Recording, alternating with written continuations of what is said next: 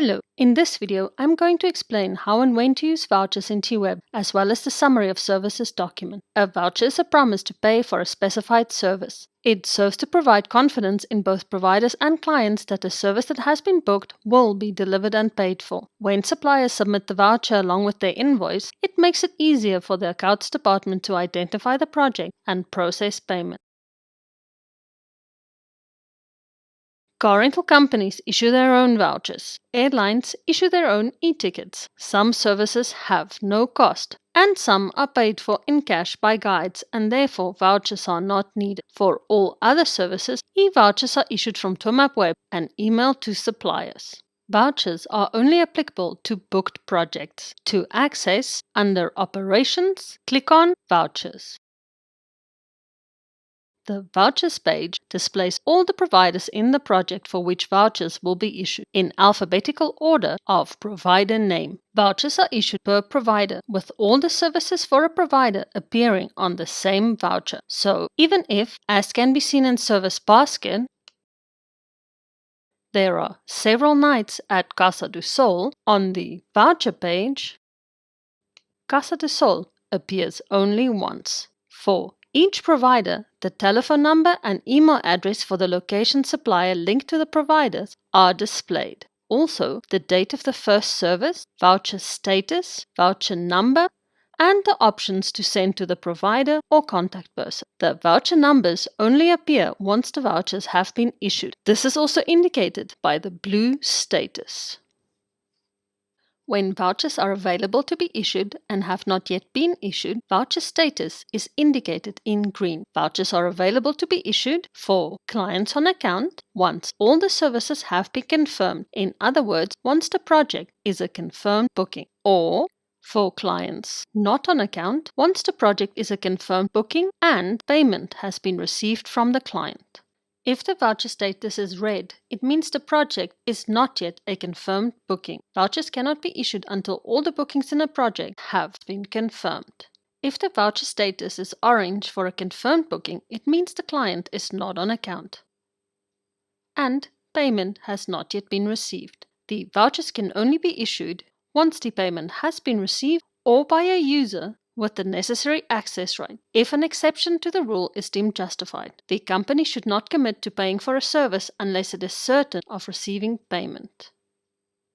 To send the voucher to a specific provider, for example, if the provider requests the voucher in place of prepayment for a service, under Send to Provider, select that provider and click Send. A message appears confirming that it has been sent, and the status changes to blue and a voucher number is allocated. To send the voucher to all providers at once, under Send to Provider, tick All and click Send. Again, a message appears confirming that the vouchers have been sent. The status changes to blue and voucher numbers are allocated. Vouchers can also be sent to a specified contact person. Select whether to send the voucher for one or all providers, for example, for Cape Town. To send it to an internal contact, tick and select the contact person. Note that the name and email address of the selected contact is displayed. Click Send. To send it to a client contact, tick and select the contact person. And click Send. Or enter the name and email address of the contact. And click Send. Vouchers can only be sent to one contact at a time, so if you need to send to several, select and send one after the other. You will always receive a copy of every voucher you send. Because they are a promise to pay, vouchers should not be sent unless the project is definitely confirmed. Vouchers are generally sent following the final check. If there are changes to the project after the vouchers were sent, the affected vouchers must be resent. Vouchers are systematically sent to providers. For self-drive tours, vouchers can be sent to the client, but only if specifically requested by the client. For guided tours, vouchers can be sent to the guide, but this is not systematically necessary. When the client logo is linked in the system, it appears at the top of the voucher. Otherwise, the voucher is divided into 4 sections: company, provider, reference, and services. The company section concerns who will pay for the services specified on the voucher, indicating company name, address, telephone number, emergency contact number, and logo. The provider section indicates the provider name, address, GPS coordinates, and contact numbers. The reference section indicates all the information necessary for the company, provider, and client to identify the project: the voucher number, our reference, project reference, web booking reference and project heading, your reference, the supplier's reservation number, client name and client reference, and the date on which the voucher was issued. The services section concerns what is to be provided and paid for, indicating the object, in other words, package heading, passenger and room numbers, service breakdown, dates and headings, and, under note, any voucher info entered. For voucher info, there is a specialist function, Use Info as OFS heading. When this is ticked,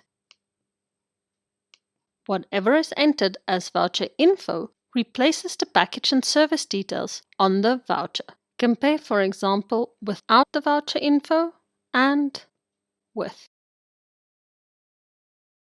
Being e-vouchers, vouchers are not meant to be printed in hard copy form. In other words, in the booklets prepared for guides and FITs, vouchers are replaced by the summary of services. To print, under Print, click on Summary of Services and print and print. The summary of services can also be sent to the client. Click Send, select the client contact, and send.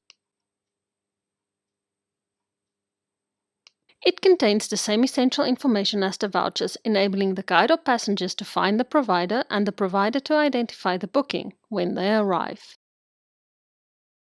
The summary of services is divided into 4 sections: company, reference, in and out, and services. The company section indicates the logo of the company or the client if it is linked in the system, company name and contact details, including the duty phone number and the name of the tour manager and tour consultant in charge of the file. The reference section indicates the client name, client reference, project heading, reference, and in date. The in and out section indicates the in and out flight or rendezvous details. The services section indicates all the services included in the project, grouped per provider in chronological order of the first service of the provider. For each provider, it indicates the name of the location supplier, the provider GPS coordinates if entered, supplier reservation number if entered, or our web booking reference, supplier website, contact person and contact numbers. For accommodation,